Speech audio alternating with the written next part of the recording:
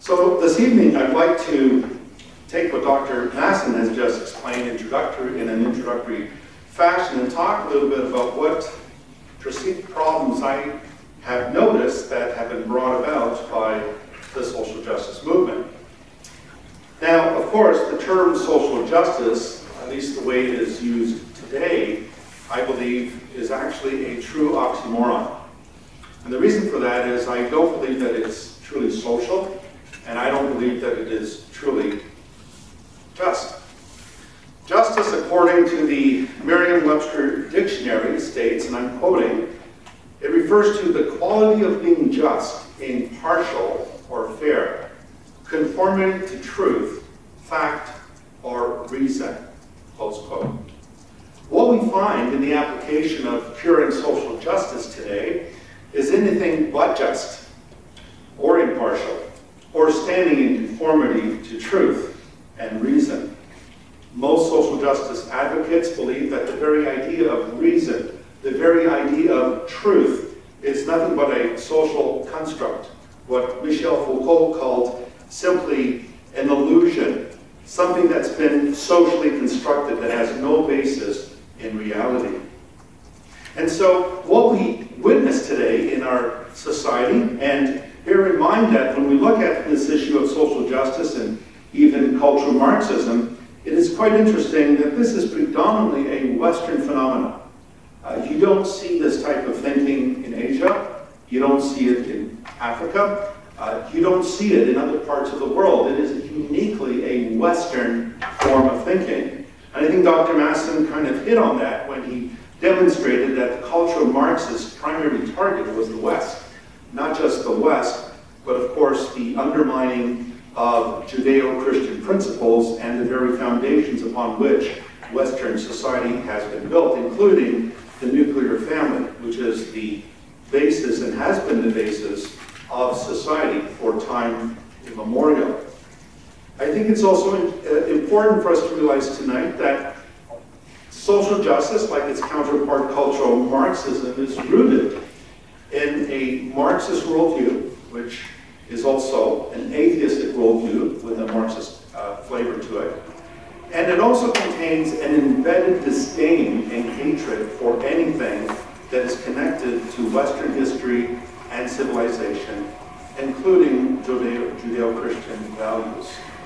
It proposes a view whereby Westerners have a self-loathing of their identity, particularly if you are a white, heterosexual Christian male, especially if you have a European background.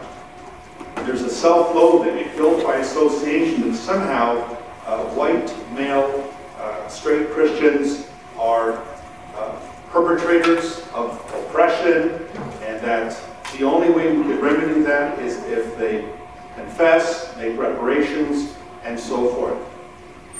The most dangerous thing about this worldview is that it also rejects objective truth and meaning. As I've mentioned earlier, truth and meaning are considered offsprings of the Enlightenment, which they believed was simply a bunch of Western white men who were trying to use reason as a form of power to control the masses. It claims, on the one hand, to promote tolerance, but the meaning of tolerance is a meaning that has clearly changed. Tolerance, in its historic traditional sense, referred to agreeing to disagree agreeably with someone. You could disagree with the person's views without disparaging the person. You may not agree with their idea, you may not agree with the particular views, but you don't disparage the person.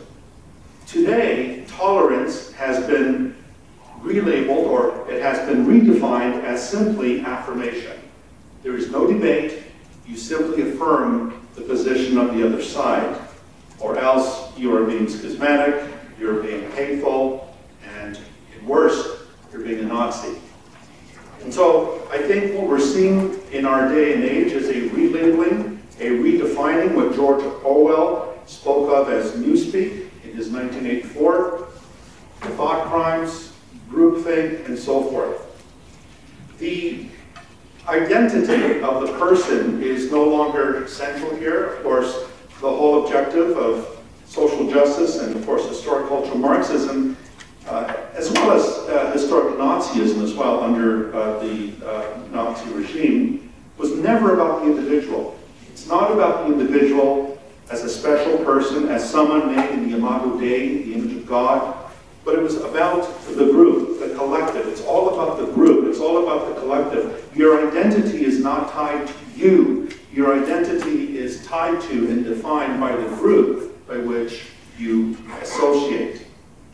Now, the danger that I see today in the social justice movement, and it is frightening to the core, is that the rhetoric that they are employing is the very same rhetoric that the Marxists employed under Joseph Stalin, Pol Pot, under Mao Zedong in China, under Castro in Cuba, and they all began by vilifying the other. By vilifying the other as the grand oppressor, the enemy, the bloodthirsty hucksters who have taken advantage of the oppressed and have taken from them to make themselves richer.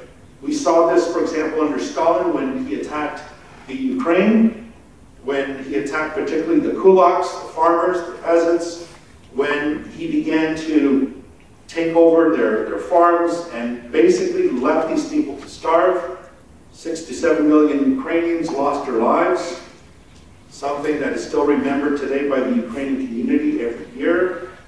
And it was because the rhetoric was that these kulaks, these Ukrainian farmers, had taken advantage of the Russians and became rich on their backs. And none of that was true. It was pure propaganda. Mao Zedong did the same thing in China by claiming that the farmers had taken the land and they had taken power to themselves, and he incited the peasants to rise against them and to overthrow them and to get rid of them. Hitler did something similar in Germany. He blamed the Jews for the collapse of Germany in the First World War. He blamed the capitalists for all the woes of Germany. And Adolf Hitler himself always spoke of himself as a victim. He was a victim of the Treaty of Versailles, which imposed heavy fines on Germany after the First World War. And even to the very end, when he knew that the gig was up, he claimed that he was the victim in all of this. This is quite an old story, if I could share with you. It's an old story that appears in the Bible between two brothers. The first homicide that is recorded in the Bible is that of Cain and Abel. And there you have these two brothers, and one is a shepherd and one is a gardener or a farmer. And Abel brings a lamb to sacrifice before God, and God is pleased with his sacrifice. Cain brings the produce of the land. He's a farmer. He brings the produce of the land, and he offers it to God. God does not show regard for Cain's offering, and Cain becomes embittered against his brother Abel. He becomes so embittered, and he felt that he was the victim here, that God was favoring Abel over himself. And what did that anger do? He stewed in that anger. He marinated in that bitterness.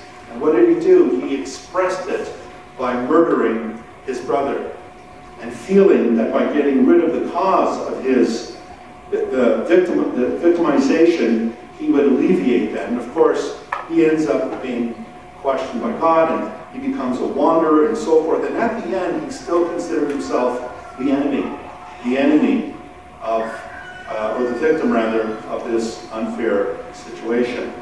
And what I fear here is that the same rhetoric is being used today of vilifying the other, vilifying those who are considered conservative, those who are considered Christians. And this type of rhetoric, we've seen it already. It took the lives of hundreds of millions of people. It can happen again. We should never deceive ourselves into thinking that this will not happen. Ideas have consequences. And human history has been a testimony of the worst horrors that humans can inflict on each other. And the real problem here, I believe, is not the other. It's not playing the victim and looking for a scapegoat. Some try to blame the government for all our problems. We try to blame our universities or our schools. We try to blame religious institutions. We try to blame our family. We try to blame the patriarchy and so forth and so on. The real problem here is not the other, it is ourselves. Humans are broken people. And so being a Christian theologian, I cannot help but quote here some relevant passages. The Holy Bible says that none is righteous, no, not one. No one does good, not even one, for all have sinned and fall short of the glory of God. And so the problem here is that we are all part of the same human family. We are all broken people. And I'm not excusing past grievances or present grievances. I'm not excusing racism. I'm not excusing forms of discrimination. I'm clearly against this. But what I'm saying here is that if we follow our family genealogies far enough, we will realize that our ancestors were not as noble as we think they were. They were guilty of exactly the same things that other cultures have committed. I believe that all humans are uniquely part of a human family. I believe that human beings are precious people. They're precious persons made in the image of God. You are unique. There's no one like you. You're like the proverbial snowflake. There's no one like you. You've been imbued with dignity, with integrity, with human rights. And as image bearers of God, all humans without qualification are equal. No one is better or more privileged than another. You're not defined by your group identity. You are an individual with a unique right to life, liberty, and health, as the founding fathers of the United States put it. So we hear today about social progressiveness, that we're being socially progressive. But this again is group identity politics. Looking to the back, looking to the past, and remaining in the past, and never moving forward. Because we're consumed with what's happened back there, and we're not willing to move forward together. Where do we see some of this? I see a lot of inconsistencies, really, in the social justice movement. And I know that even in a topic like abortion, which is a hot topic in universities and in society in general, I personally believe, as a theologian, that abortion is the greatest dehumanization of unborn human people. At least 100,000 abortions are committed and performed in Canada. But what is very strange is that there's a branch of abortion, if I may call it that they call sex-selective abortions, where they clearly are getting rid of females. They've done this in countries like Pakistan, India, and China, especially under the one-child rule. Little girls were being aborted simply because they were girls. And so if we do stand up for women, as we always hear, we should stand up for women's rights, which I do, and I believe in women's rights, then are we not doing a great injustice when we have people simply destroying babies by virtue of the fact that they are girls, that they're females? That is one of the greatest insults, I think, to women's rights. What about racial tensions? Well, we've been hearing a lot about group identity, and what this group identity thinking does is it creates tribalism. It's a form of tribalism where we have all these little tribes, and what it does is it inevitably pits various ethnic groups against each other. And we're back into that old Marxist paradigm of the oppressor versus the oppressed. It's the bourgeois against the proletariat again. And we see this especially in the area of white privilege, where white folks, white Caucasian males or females, especially males, are felt, or they feel that somehow their whiteness has given them advantages that others do not have.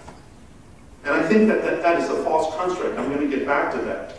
Let me just say from the start that I reject the idea of races. I don't believe that there are races. I don't believe there's a black race. I don't believe there's an Asian race. I don't believe that there is a white race. I believe there's only one race, and that is the human race. And I believe that within that human race, there is diversity, obviously, of language, there's cultural traditions, but at the end of the day, all human beings share the same link. We are all part of the same human family. I remember, if you think of Martin Luther King's great I Have a Dream address in Washington, D.C., which he delivered in 1963. And he made this incredible statement. He spoke of a day when his children, quote, will not be judged by the color of their skin, but by the content of their character, close quote. That people should not be judged by their skin color, but they should be judged by the content of their character. What I see today in the social justice movement is the exact opposite of Martin Luther King's dream, or rather a return to the very things that Martin Luther King fought against. Skin color has again become the dominant theme of today. The horrible racist Jim Crow laws of racial segregation that exist in the United States have reared their ugly head again. Although not enforced, they are welcomed primarily by those who are leftists in their political leanings. For example, the University of Toronto gave its official blessing and taxpayer dollars for a black students only graduation in 2017. In the United States, the National Association of Scholars looked at 173 schools and found that 76 of them, or about 44%, offered these ceremonies. And these range from small private schools to big public universities. Some of the notable schools that have these black-only graduation ceremonies: Harvard, UC San Diego, UC Irvine, Arizona State University, Stanford, UC Berkeley, UCLA, and Yale. Now, what I'm saying here is that as long as we keep perpetuating this segregation, which is the very thing that Martin Luther King was trying to get rid of. He looked at the day when whites and blacks and red and yellow would come together and hold hands as one human family. But what we're seeing now is a return to this segregation. And what astounds me is that it is the leftists who are actually championing this and saying, yes, let them have their own graduation ceremony. That's simply up to them. You may have seen just recently on Twitter, February 12th, a video was posted where an African-American student at the University of Virginia was complaining that there were too many white people in the new Multicultural Student Center. And she said, and I quote, frankly, there's just too many white people in here, and this is a space for people of color, close quote. Another example was seen in April 2017 when Evergreen State College in Olympia, Washington had a no whites day and asked all Caucasians to voluntarily remain off campus. Now folks, racism by any other name is still racism. No matter what skin color someone has, no one has the right to discriminate on someone's skin color. But for some strange reason in our society, it seems to be perfectly acceptable to do this. This type of thinking is not progressive by any means. It is destructive and regressive. We often hear as well about cultural enrichment. All cultures are equal. But this mantra is not only false, it's hypocritical. All cultures are equal, except when it comes to the West. Notwithstanding the major contributions and advancements of Western civilization in the fields of philosophy, science, medicine, technology, we can go on and talk about the Industrial Revolution. We can talk about the Enlightenment.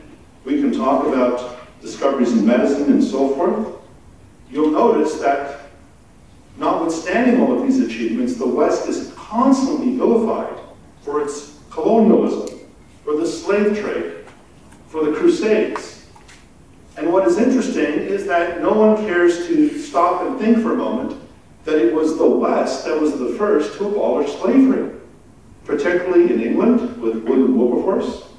And then in the United States, Americans were killing each other in 1865 because of Abraham Lincoln's act of emancipation that he wanted to push through to liberate the blacks in the South.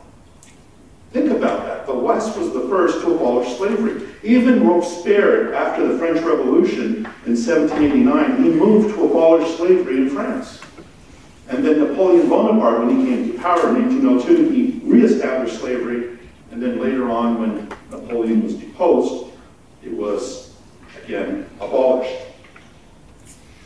So let's think of a couple of things here. We think of slavery. What we hear about the slave trade is always the Atlantic slave trade, but you'll notice that no one speaks about the Eastern slave trade. No one talks about the Islamic slave trade that happened centuries before the Atlantic slave trade, where many blacks were taken captive as slaves. The men were usually castrated, and the women were taken as concubines. Many of these slaves died in transit to to Arabia. No one talks about the Barbary pirates, the Muslims in North Africa who took on pirate ships and went to the coasts of England and took white Europeans, took them back to North Africa, sold them to slavery.